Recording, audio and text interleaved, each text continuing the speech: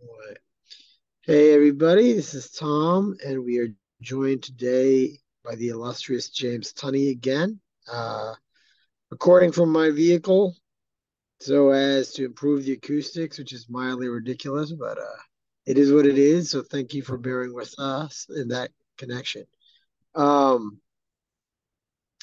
so far, in our talks, James, we sort of started with the, exploring themes of the scientocracy, systems of plantation, and sort of went on from there to various other correlative corollary considerations. Um, but in the background, insofar as awareness and all that pertains to the manner in which things like the drive toward a plantation society occur, you have the issue of thoughtfulness, thinking in an engaged manner as a component to resisting oppression and in fostering a more engaged, freer life, and so on. And this, I believe, is a theme that you've taken up more explicitly of late. And maybe we can open up with that the question of thought and thoughtfulness and thinking, and how circumstances have unfolded over the recent centuries to actually attenuate the degree to which we are thinking. Yeah, over here it's the feast of Santa Lucia, so that's Saint Lucia. So a happy Saint Lucia Day to you over there. So yes, thanks. It's nice to talk to you again. And in the context, or what prompted me to think about this in relation to your work, especially when you emphasize the thinking aspect in your explorations, is the fact about the end of thinking. And I'm in two ways. One, the end in the sense of what's the objective of thinking, because thinking doesn't exist in a vacuum, in a nebulous sense, as a cloud. And secondly, the deeper, more concerning issue is that literally we may be coming into a post-thinking era where literally thinking as we know it in a Western context is no more. Now, this is a thing that people don't really or haven't really considered, and they don't really believe it. They can believe that the species is going to end, but somehow they don't believe that the actual process of thinking may begin to end. And in particular, when I explore the work on posthumanism and the arguments which seek to deconstruct the nature of humanism and the nature of thinking, or the nature of the human, then thinking in a way comes into that. And it also raises issues about the difference between pragmatic thinking and ideological thinking. I always saw myself in terms of a pragmatist, in the sense of, if we go back to the US pragmatism and the early school and William James and Peirce, and the idea of looking at thinking and how what the consequences of a thought are, or consequences of a particular mode of thinking in its early stages. I found that a useful reflection of what was regarded as kind of common sense, if you like to call it that, as opposed to what for me was ideological thinking, or to other pragmatists of an early school, which meant that your decision was determined or predetermined by a set of rules applied to the situation, irrespective of the situation, so that you couldn't deviate from the ideological answer to the question. And I can see this conflict, for example, when I was teaching in China or teaching in other countries. There was, or Finland, for example. There was an utterly different assumption in relation to how you teach, what we were doing, whether you could apply the Socratic method or not. For example, it doesn't go down so well in China, because there's a different mode of thinking which comes from the ideological perspective as well. So the ideological undercurrent is impacting on a lot of what are supposedly descriptions of the technological environment. In a lot of post-humanism, there's an acceptance of the inevitability of technological change, and they purport to merely describe what's happening, whereas in many senses, they are active players in this process of transformation of society. And we can tell that by looking at the sources of grant funding, for example, from big corporations, big institutions who are involved in biotech. There's a lot of crossover with a lot of people that you might think are just engaged in philosophy. So I've come more to the conclusion that what we thought, I gave up on philosophy in some senses as an active contributing force to discourse in the last generation. So I found it strange to hear there was some people like yourself who believed in it and were applying it and were genuine about their endeavors, and we're doing what you're meant to do, questioning things and inquiring things and engaging in discourse. But that's not really representative of what a lot of philosophy has become.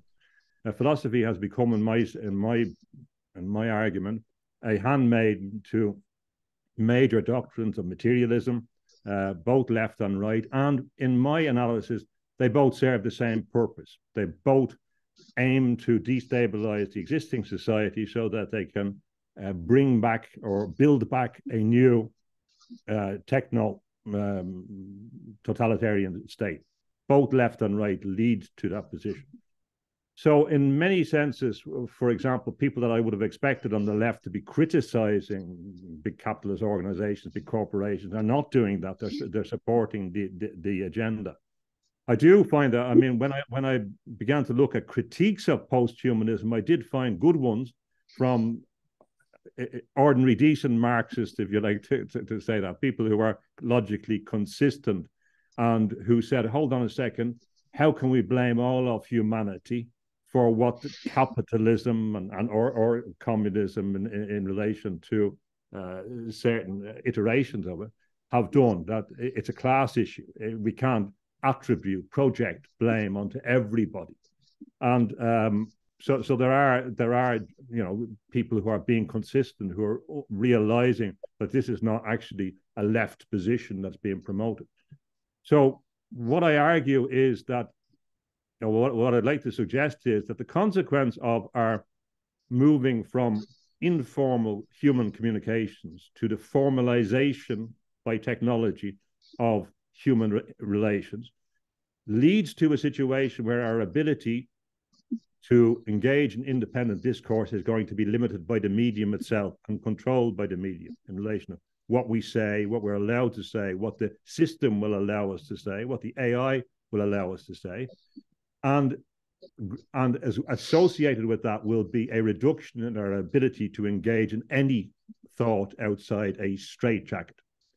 And in my book, The Plantation of the Automatons, I argue that Bletchley Park was very significant in relation to the creation of the Empire of the Mind from 1943, and that was important for the old British Empire, which never went away, through Australia, New Zealand, Canada, etc., and America.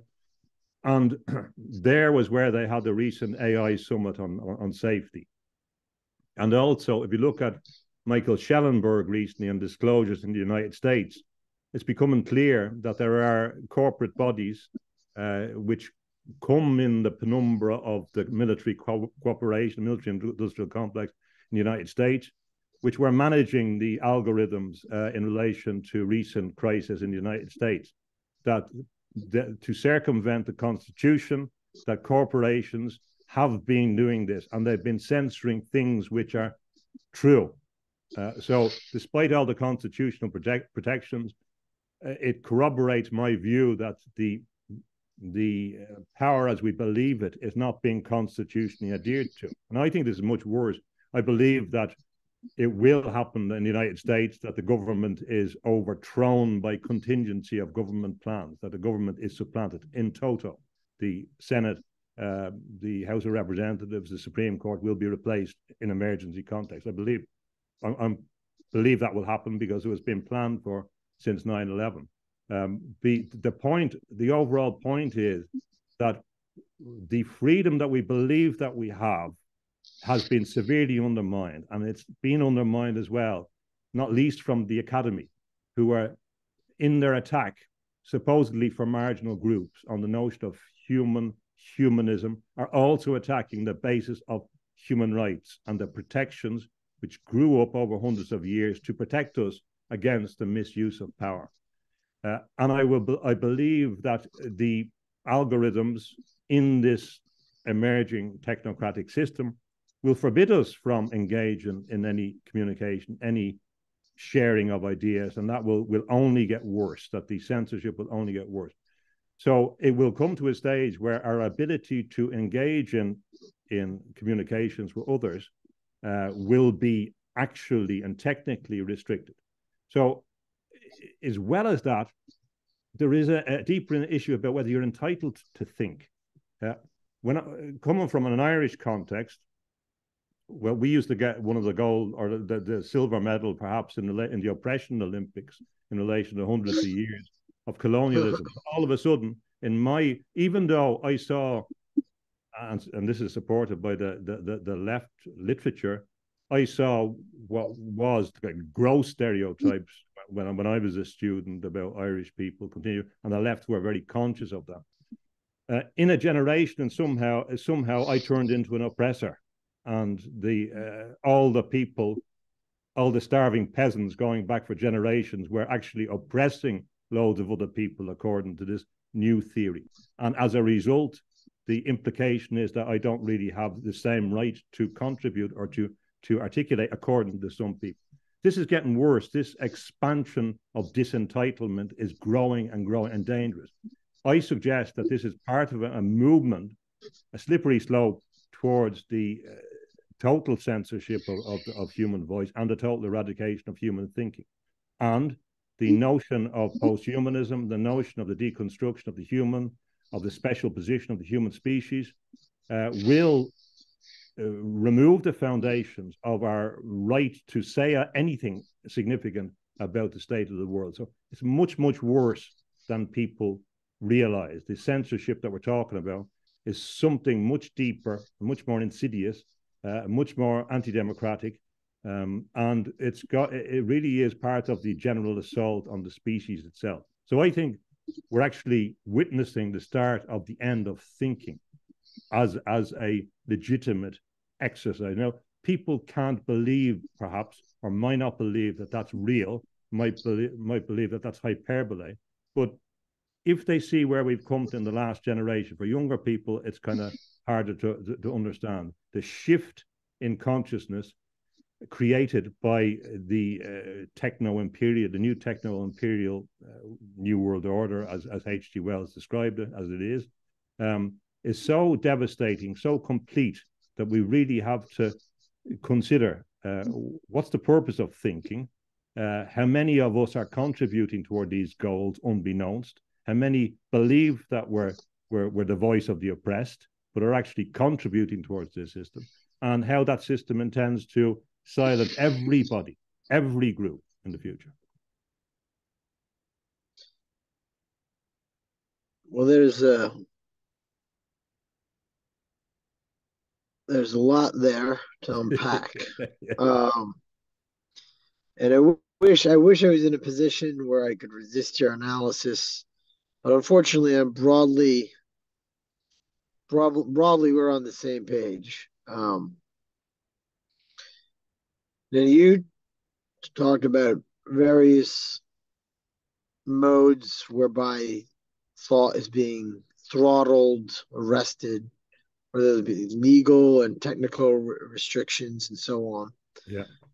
I would add that I think in the technological context into which we find ourselves being inserted actually leads to an atrophy of our faculties, even in an organic manner, so as to render the need for explicit censorship or the use of force almost moot. And to concretize what I mean by that, vis-a-vis an example, you can look at what happens when you call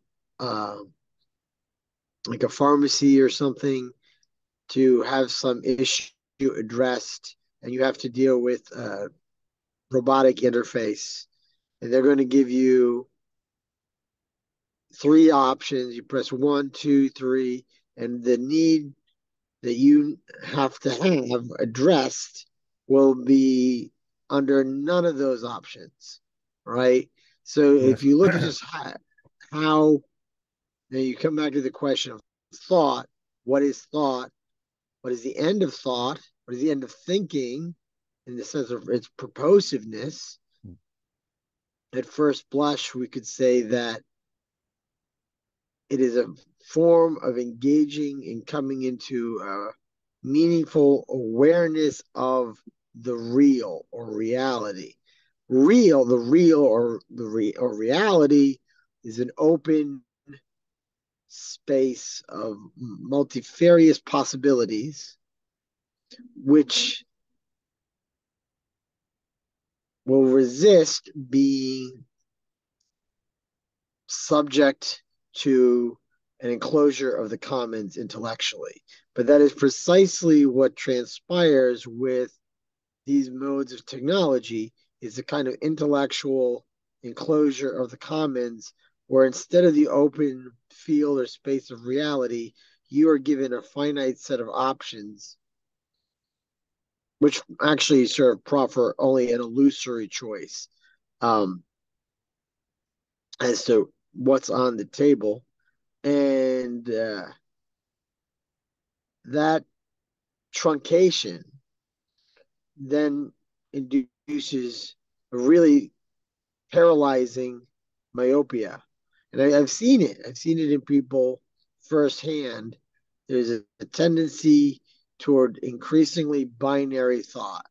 It's A or B. We do this or we don't do that. There's no sense of range. There's no sense of the middle Nuance. term Yeah. or nuance. And I think that it can be tied very tightly to the manner in which, by interfacing with these technologies, you actually are compromising your own thoughtfulness because you're training your disposition to try to see things in terms of finite sets of terms rather than being open to the whole range of what's actually possible, what's actually real.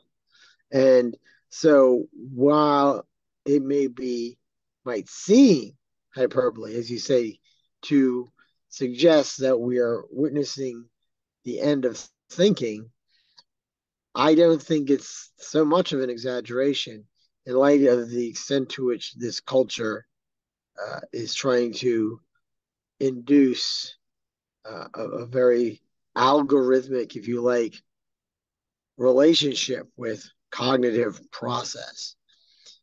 I'll add that in some respects, another text that came to mind when you were talking was The One Dimensional Man by Herbert Marcuse, in which he discusses actually this issue in slightly different vocabularies.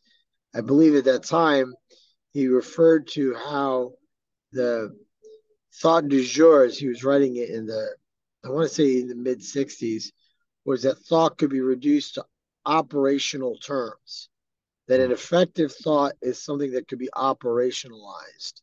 And this maps directly onto the technologies. Now, the technologies, by the way, are second order.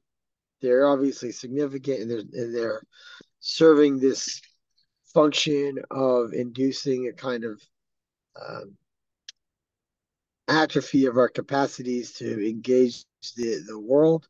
Um, but it's even more fundamental than the technology.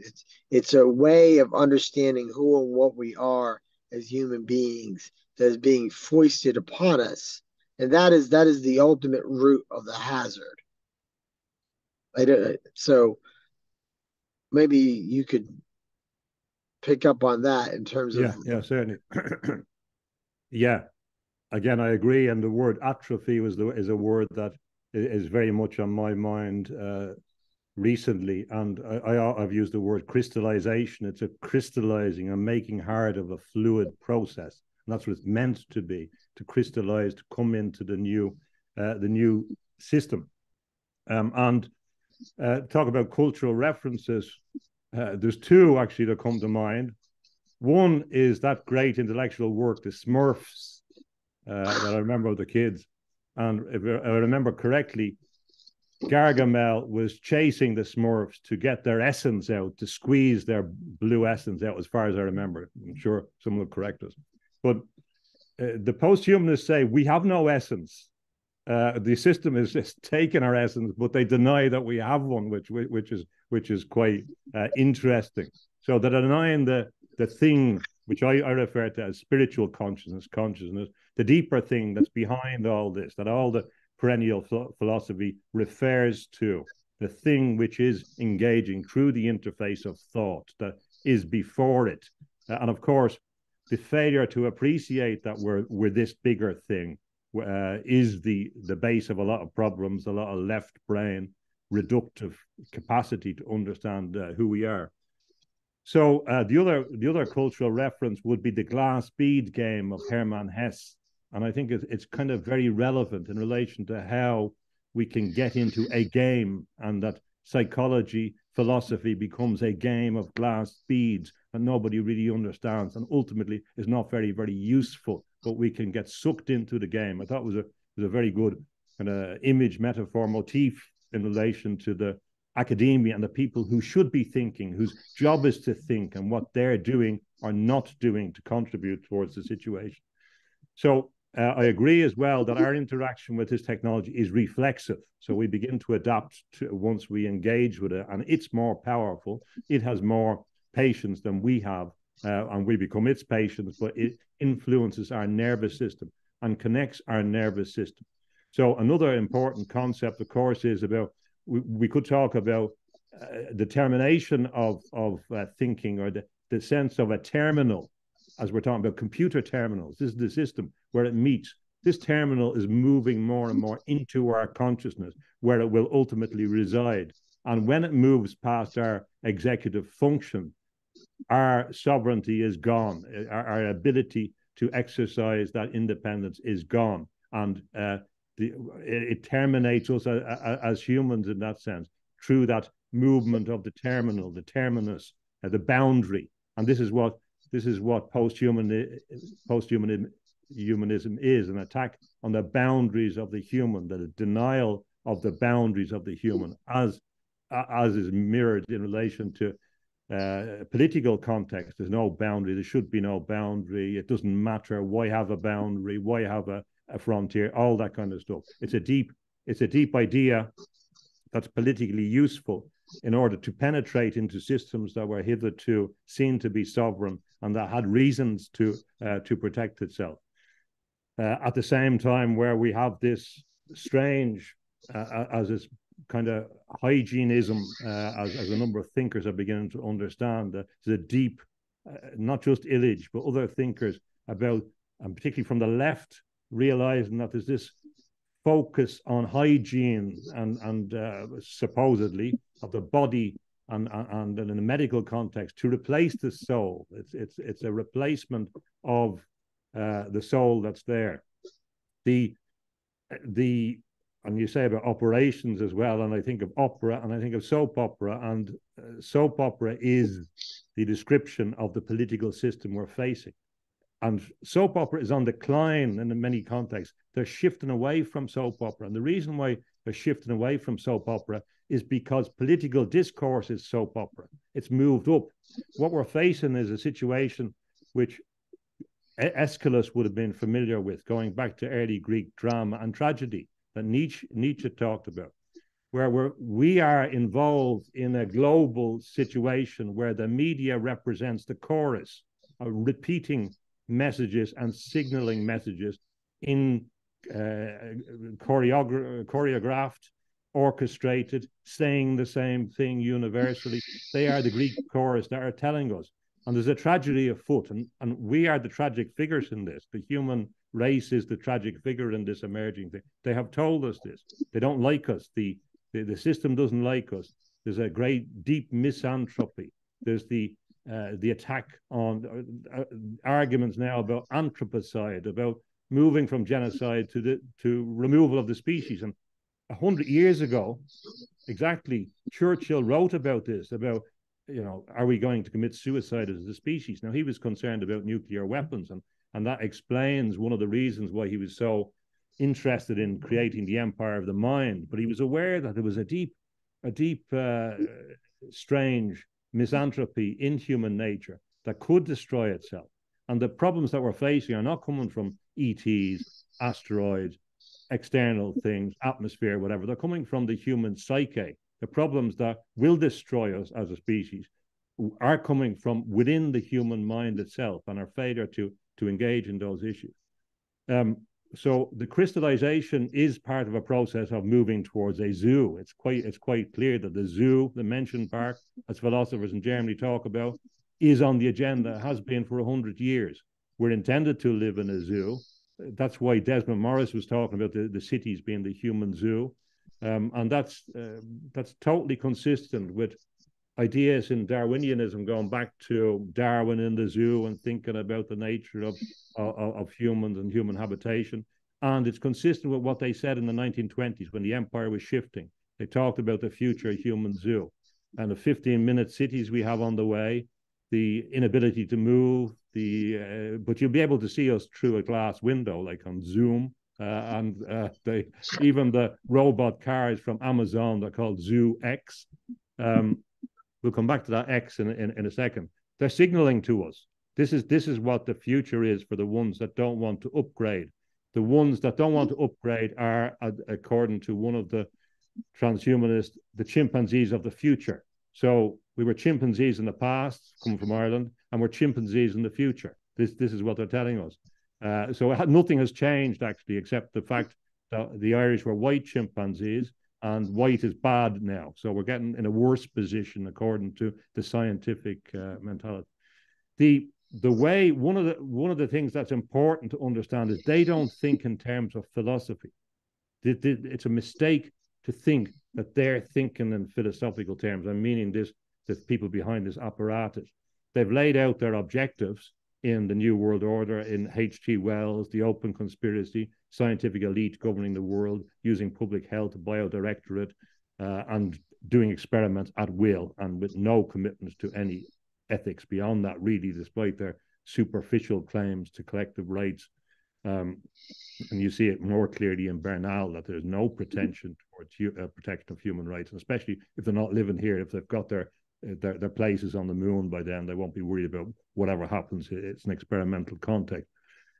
But if we think about games and the Homo ludens that was talked about in the 30s, this is really, really important. If we look at Elon Musk's former girlfriend, she wrote a song about him being the greatest gamer. Does he love me more than the game? No. And gaming is critical for Elon Musk. In fact, his vision of the future, he said, is consistent with what Ian Banks said. And a lot of people said, but Ian Banks described in his novels a machine-run dystopia of tech totalitarianism. He mustn't have understood that. He did understand it. Musk understood what the system was, and that's why he constantly says that Ian Banks got it right. Now, this should be concerning, but people are not concerned because they're willing to pay attention to short-term PR jobs. But he told it. So they see it in terms of a game. If we go back to, we talked about before about the hotspots, whether it be in Israel or in Crimea or in Afghanistan, that was part of the Great Game, as it was called, going back to the mid-19th century, the Great Game for control between the Russian Empire and the British Empire, still going on, the exact same thing. But game is very important in their mind. So, as I've described it recently, we're involved in the greatest game. What is the game for? What are they playing this game for? Now, I believe that the greatest game of all is the control of human consciousness in a total way.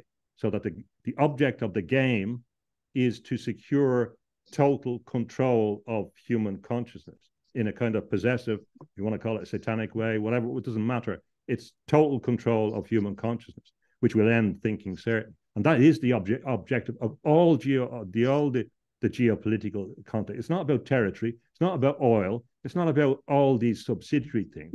It's to get global governance and the infrastructure so that they will be able to compel the assimilation of the human into this tech system. And you can get that from Bernal combined with H.G.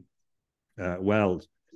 So that we have to also see things in terms of games. And the problem is that a lot of people don't understand what the bigger games is. So they may be down here playing one game, which seems good in its own term, but that game may be deliberately provoked in order to satisfy a higher order value, which makes sense at the higher order. And insofar as I believe that to be the case, that to be the stated aim consistently held by the greatest military concentration we've ever had in a global sense, the Atlanticist regime as camouflaged in a more diverse context, extending around the world with all its different satellites. The objective is utter control. It's moved well beyond national sovereignty. And that game is important to understand, that we also have to think different. We have to understand what are the things that further their interest and what are the things that further our limited interest. We don't even understand that we're in that game yet, that there's a big game show and we're in it. There's a big magic show, a big soap opera, that we're witnessing these things. So there's an obligation on us as well to have a robust historical analysis of the totality, which is why I try to explain to people 20 years ago of the need for a pragmatic cosmopolitan view of knowledge. But that time is well gone now, because it's becoming clear to people that their world is affected by places outside their world, and the United States is not run primarily in the United States, that it's affected by networks of interest which are not located and don't have any allegiance to the United States or any other country you want to call. Yeah. In terms of that, there are games and then there are games within the games and so on. Sort of to go down that avenue a little bit, what strikes me is that there's a failure. I feel that there's a failure to appreciate that what we sort of loosely term the nation state system is on the edge of collapse, really. I mean, you sort of alluded to this development with respect to the manner in which the significance of things like borders or national sovereignty have been dramatically undermined by developments into so-called international law. But there's actually a project in the background to dismantle this nation state system and bring to bear in its stead, as you said, this,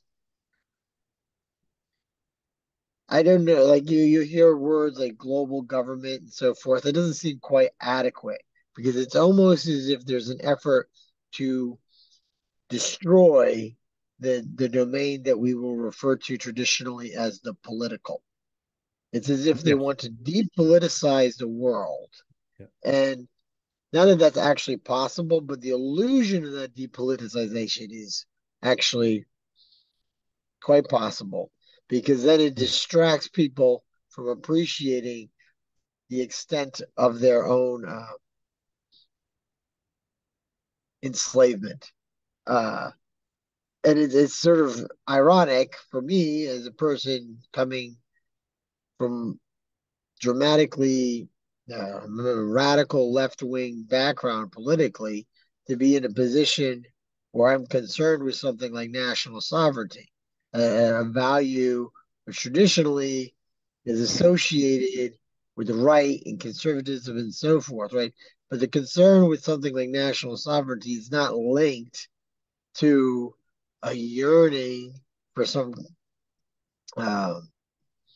ill-informed manifest destiny. Is rather as a way to constrain the hunger of the imperial trajectory. And then any imperial trajectory is ultimately totalizing in its appetite. There's a better way of putting it than I just put it there. But I just sort of want to expand on that notion of how we need to come to a better relationship with the notion of the nation And this is a sticky wicket because there's an almost ineluctable tension between a commitment to the human good on the one hand and individual cultures on the other, which is what a genuine cosmopolitanism allows for that tension.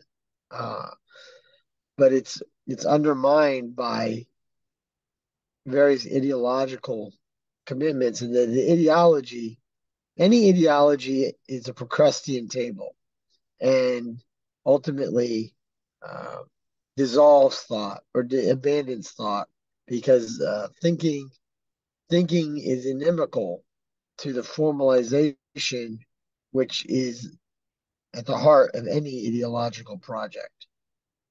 I'm just sort of building on what you said. Um, I did have one other remark though, just as you're talking about how traditional soap opera has sort of receded and been supplanted by politics. I would add it's also been supplanted by so-called reality television, which is another sort of form of insipid conditioning. You know, when you watch that material, you have to ask what's going on here psychologically. Why am I watching this? Why am I allowing myself to be entertained by it and by the kinds of impulses which it is encouraging? When that, hold on a second. Sorry.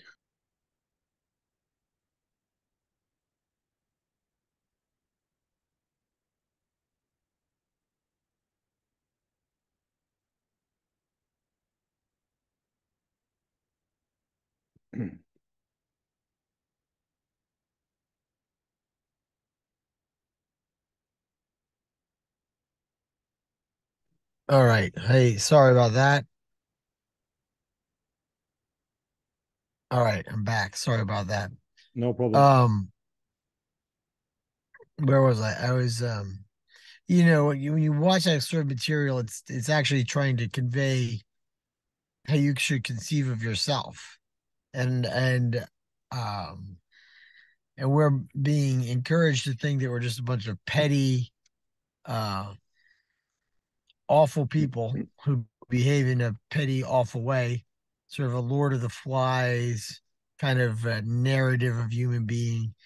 And that's just that was just sort of something I wanted to add there to what you were saying before.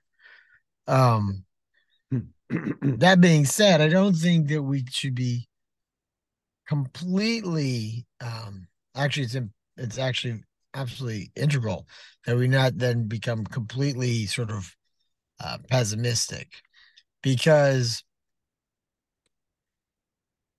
we can return to the question of the real, like what are we actually, and it's there where we find a kind of salvation because we have the capacity to put down the phone. Okay, we don't actually we actually have that capacity. We have the capacity to actually think. We have the capacity to be in the real. And it comes back to the issue of what is essential to human being. Because it is essential, it is actually ineradicable. And in that invincibility of our capacity to be free, loving human beings that can move beyond the strictures that the systems would impose upon us, the fact that it is ineradicable is actually what gives, I think, people in power a deep sense of anxiety because they know they can never ultimately succeed. Now, of course, that doesn't mean we should be complacent because we can be deceived and distracted from that reality. But I feel it's important to keep it in the background lest we just collapse into a kind of moribund cynicism. I don't know what you would say to that. Yeah. Well, to work backwards from there, uh, all my work is James, I think predicated. I lost your audio. Oh, can you hear me? That might be me. Hold on. Yeah, it must be.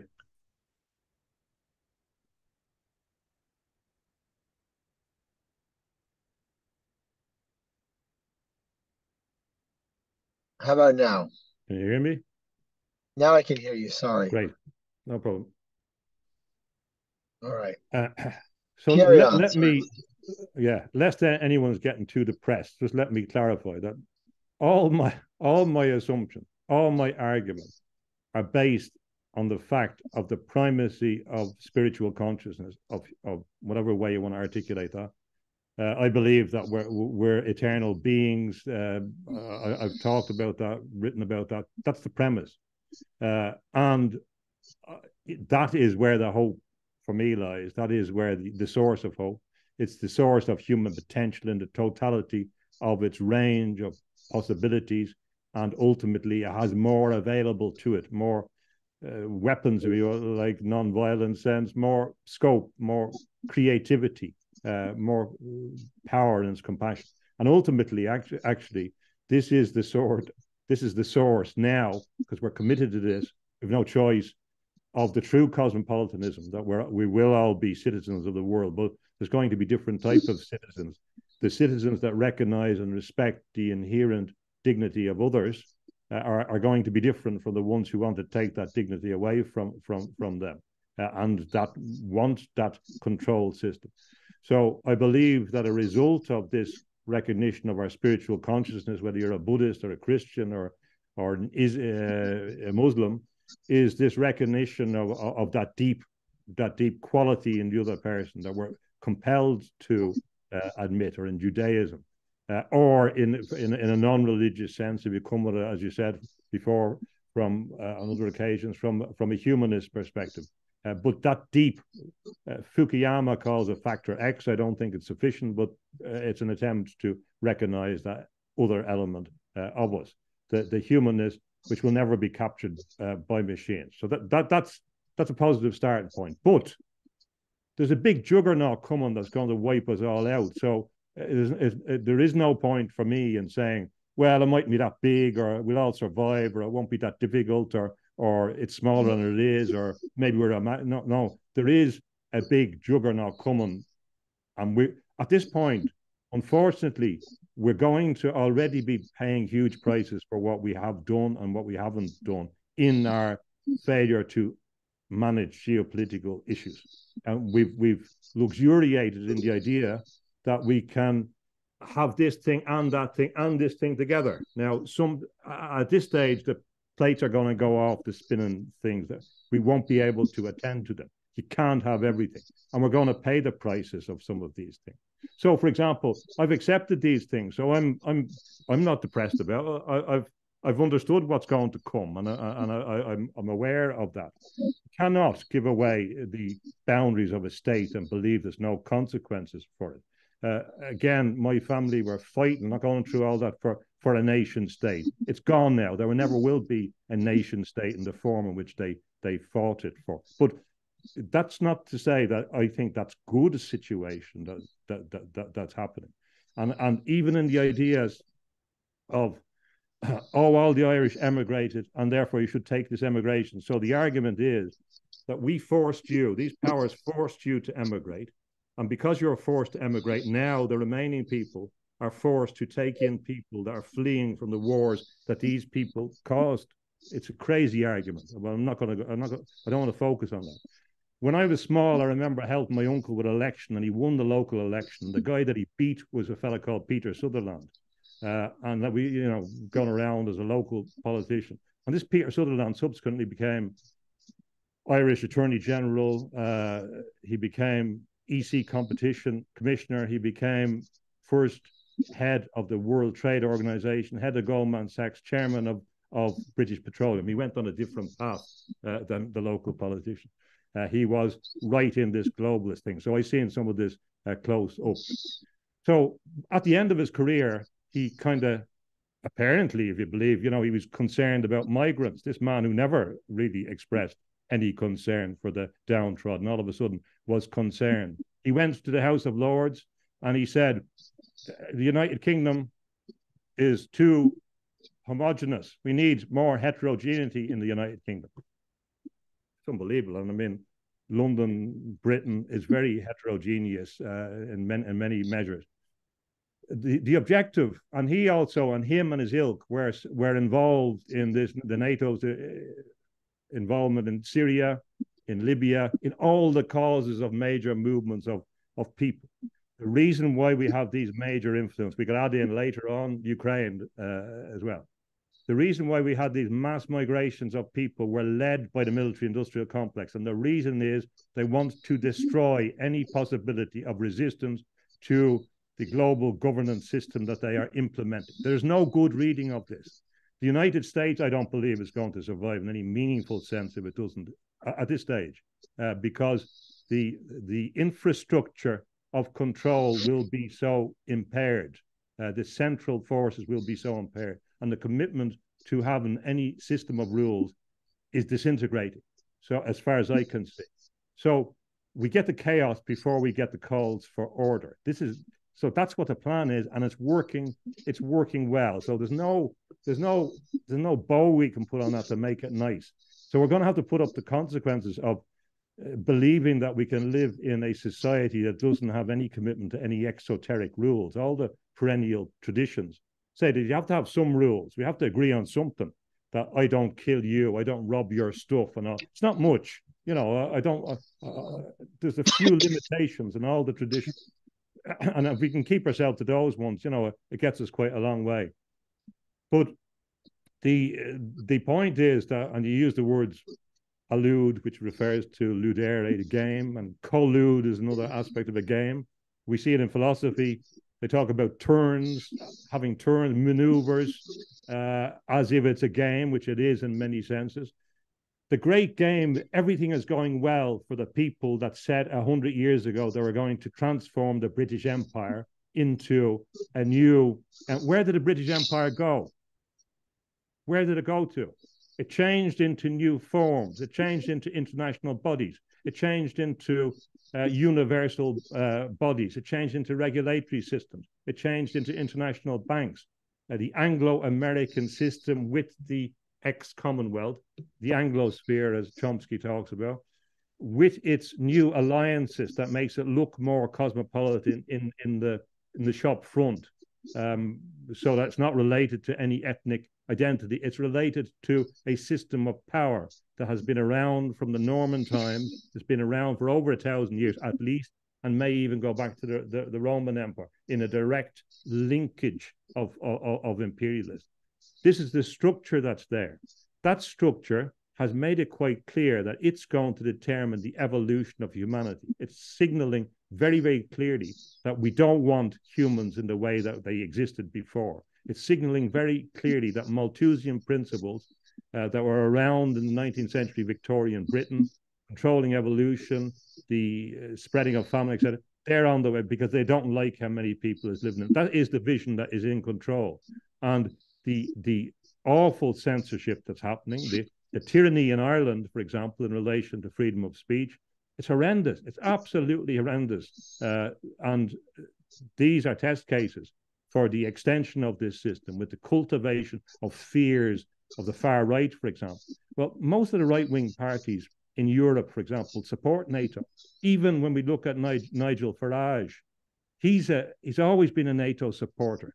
These people that are supposedly, you know, fighting for nationalism are all support this international global governance system. So they're all in on it. So both left and right are contributing towards this. A lot of them don't understand the game they're in. A lot of them don't care. A lot of them are purely venal, and a lot of them are not very bright, really. I've seen that transformation. But the nation states have been so undermined. People do not understand. They do not understand the power of these bodies. And as we speak, the World Health Organization is talking about the network. This is a total system. That's what's called the network that will control your body, that will control your human rights in the United States, that will sue. Now, the Constitution has been, and the Supreme Court have intervened. I used to have a lot of faith in judges to save us. It didn't happen in Ireland. It didn't happen in Britain because Tony Blair changed the court system for that purpose. In the United States, the Supreme Court has intervened at certain stages. For example, the recent case in relation to Harvard admission, where they said you can't use your admission procedures to discriminate against certain groups on the basis of correcting a broader societal right, for example. So they did intervene to limit the power of private companies during the time of the COVID to enforce jobs on their staff, etc. They did control. I mean, there is some examples, but in the future, you may be facing a situation where there's no Supreme Court because you notionally have some emergency, maybe perhaps created by an influx of people that you don't know about who have organized themselves in some military way and causing problems that justifies an emergency situation, contingency of government, and then total control. And then with all this movement together, throw in artificial intelligence, cyber security, which means cyber insecurity. Then you have the arguments where we need to regulate this globally. And if we have to work with China, well, so be it. They don't have a problem working with China. They want the same thing, this social credit system, technotronic governance. They can work with some of these allies. They don't have to war with everybody. They can form an alliance for a while anyway to deal with something. So the situation can't be sugar-coated. That's what's happening. I'm absolutely, personally, that's my view. I mean, I've tried to argue and put the evidence for that. That's what's happening. So now I don't say that in a dispiriting way. The whole point is that here is the choice that we're faced. We're faced with the choice of vindicating our own selves, our own genius, our inherent genius that every person has, their own capacity, their own potential, their own need to work in cooperation with other people to secure a bigger goal, a cosmopolitan protection of the human species, aware of all the things that have to be done about nature and the environment. This system is not going to protect nature, animals, the environment. It's going to experiment upon them. They've been quite clear on that. So yes, it's not a counsel for despair, but if we don't do anything, if we don't recognize the issue, if we don't even recognize the game we're in, we are going to lose. That's the reality. And worse than that, if you're like me and you believe in the eternal soul, there's the possibility that you're doing a Faustian pact, that this pact has consequences, of a deeper, more perpetual nature. Yes, I can only second your exhortations. I mean, it's really insidious with respect to the questions of ecological character, because the relationship to nature promulgated by these people is a relationship of domination and control. So they are not interested in a deep way in the preservation of the planet. Of course, they pay all sorts of lip service to this notion of climate change and so forth. But the scrutiny of their concrete policies indicate that if there's anything benign in them, and frankly, I don't think there is, but let's just be generous and say there's something superficially benign in these policies.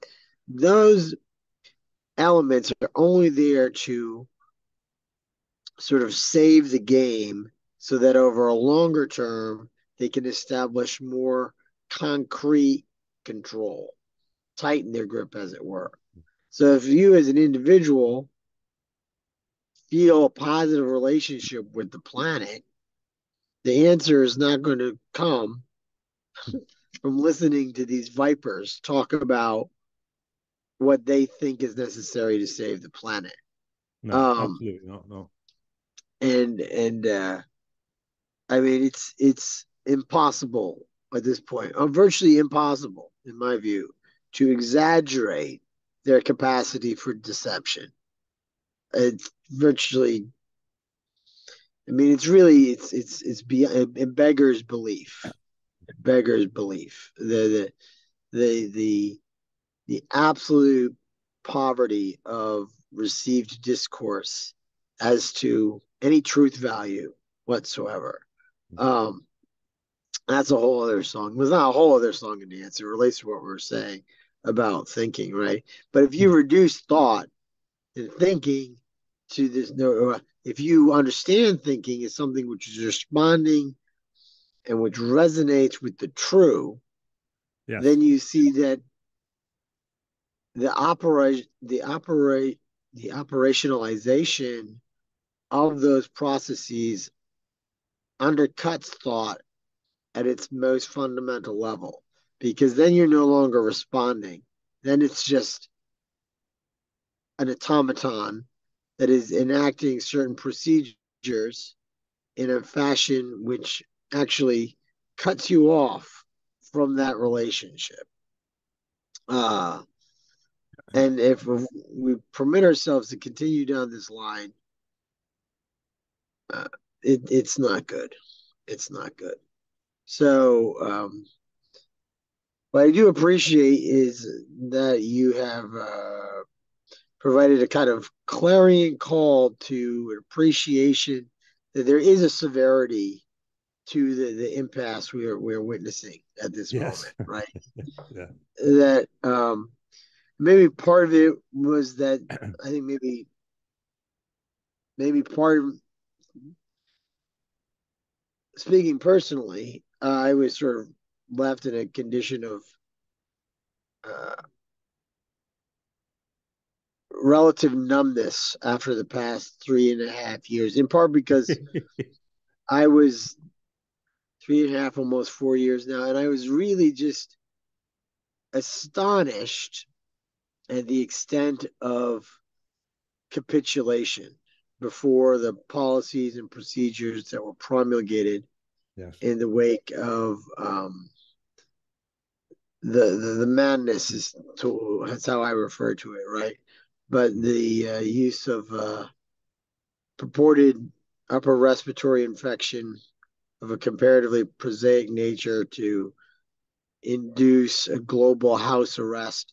The extent of capitulation just left me sort of just bereft. I just didn't understand how people could fold so easily, and or not everybody folded, but many, and so as things have sort of emerged, reemerged to a sort of state of quasi normalcy. I say that very sort of Guardedly, yes. guardedly, right? Yeah. It's hard to summon the energy to realize that actually this is a signal that you need to actually organize yourself and others to create a more effective resistance than what had been present prior. Because even though it seemed like it just came out of the blue, the conditions of possibility for what transpired in 2019 forward had been established over decades. And so this disastrous situation was a consummation of developments that had been on their way. And and in a way, I hate to say it, it could almost just be the first salvo if we don't sort of like wake up to the fact that it was used to establish even further conditions of possibility. So, so yes, I concur with your analyses, uh, James, and I thank you for that. So, I mean, what else would you like to say? Yeah, I feel like we're there is another book which kind of corroborates from a US perspective.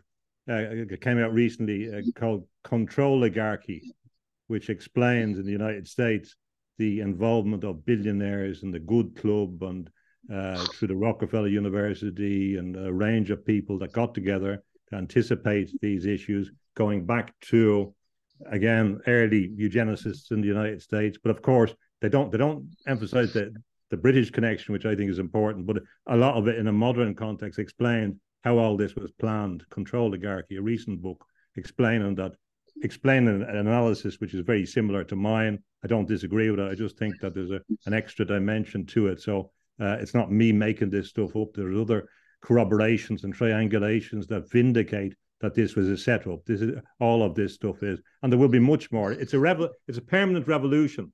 So there's a carousel moving around. So you can press the buttons and you can set off Israel now. You can set off Afghanistan. I think Kashmir might come out of the blue. Don't forget about Kashmir. Some of these coming around. The big one, 2024, happy prediction, cyber insecurity, make international payments, bank payments dependent on a particular system, and then bring it down. Now, already Elon Musk is talking about blackouts, that with all this investment and energy, we're not going to have enough energy. Why is that? It's because the artificial intelligence systems need more. So it's not for the people, it's not sustainability, it's the system itself needs more energy. So all of this increase is to make itself work. This is what John Lilly talked about, a solid state entity taking over the world, which would consume all the resources. And the Promethean advocates like Ben Goertzel, they talk about, they subscribe to a doctrine of taking total control of the planet. So in the future, they'll be able to move the planet out of its orbit. It's nothing got to do with protecting nature and protecting any of that. It's an absurd delusion, of course. Ludere, again, another word. There is I did meet one of the seers that was involved in the Garabandal apparitions in Spain in the 1960s, which is very, very interesting. Of course, for people that don't know about that, one of the predictions, if you like, prophecies or reports or warnings, were that there would be an illumination of conscience that was experienced by everybody in the world. Now, this might sound daft to non-religious people, but that there would be an experience that people get a choice to make, to evaluate where they are in the world. All people, it wasn't confined to Catholics. And I would rationalize that as a collective universal near-death experience. The near-death experience has, in the last generation, parallel to the rise in technology, becoming more known about an individual and even on a group level. We have a strange prophecy that there'll be something like what I call a near-death experience. There is a number of traditions which indicate that there is a choice to be made, but we will have a choice individually. Now, the state of the world, we can only do so much about. Ultimately, whatever else happens, it's still about us engaging in the world individually as moral or thinking agents. So the same motivations that motivated Socrates, for example, are still in human nature. And there are people that are willing to die for this thing called the truth, whatever it is. They believe that that's the highest value. That's not going to change. Wherever it comes from, it doesn't matter.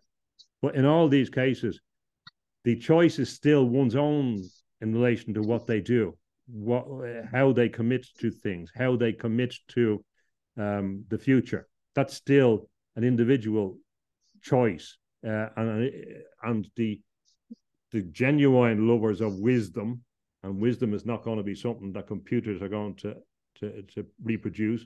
The genuine lovers of wisdom believe that there's an inherent value associated with committing to those values, and they're not going to depart from those values. And over the long period of time, that commitment will triumph. It has to do, because the other things can only work over short and medium term perspective. They can do great damage, catastrophic damage, but a lot of it is about, like the Faustian pact, do we consent to something? Do we agree to something for short-term gain at the expense of longer-term values? So in all of this, a whole range of different perspectives say that it's about maintaining that sovereignty of your own choice and vindicating your own humanity, and therefore working from there to vindicate others' humanity and to facilitate the exploration of that, the valuing of that, and not to be seduced by these pale simulacra that are presenting, these things that can never reproduce, never copy, never emulate, merely mimic aspects of calculation that are not as critical in the overall scheme of things as our capacity for the deeper values. So all that stuff is really, for me, the creation of a contrast that makes it easier to choose the better values, although it seems dark in that context. But committing yourself to that revolution of things, all the things that they've set up for us, as they have done, to move seamlessly from COVID into Ukraine, into other, into the Middle East, getting ready to launch cyber insecurity on us, a banking crash, all that stuff that's coming. You can't be under any illusion like that. The last point I was going to make, the symbol X, the letter X is a critical symbol. It also means post. A post and X go together as an X post, or meaning something that happened, is in many ways a recurrent symbol through all of this, is a kind of indicator of the system itself. So we are becoming ex-humans, I think, is part of the idea, but it goes back to Thomas Huxley and the X Club. And X, of course, is about unknown quantities. What they want to do is reduce the unknown quantity in you, so you're predictable. So we take it out and externalize it and have that unknown quantity of you known, so it can be managed. Everything, the X comes up in it again and again. It's there in the World Wide Web system, the XML and the extensible markup language. It's there in the emerging cyber payment systems between banks and the new systems that are coming for bank corporate payments. It's there, of course, in SpaceX, in Elon Musk's X, artificial intelligence. There's absolute continuity with X, of course, used to mean Christ. It was in the Greek reference. But we're moving into the end of the Christian era. We're moving into a post-Christian era, which probably happens 2,000 years after Christ in their head.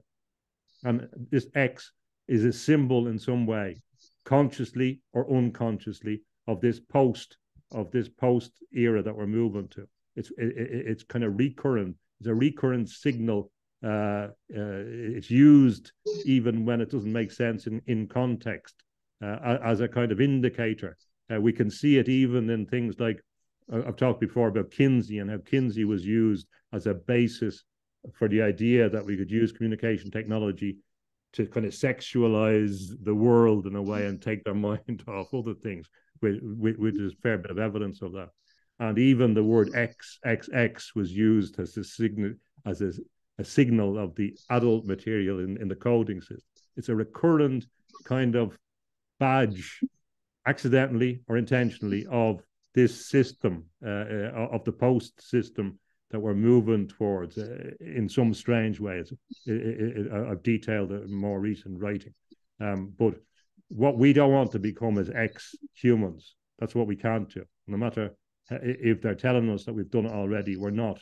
And we have to vindicate our humanity and not get too distant from the situation we're in, so that we're made dependent, cyber dependent, that we can't function as humans in any normal context. Okay, that's about that. That kind of covers the main points that come up or come to mind.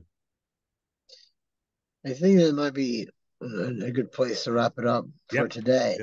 Yeah. James, and I really do thank you for all your time and your generous contribution here.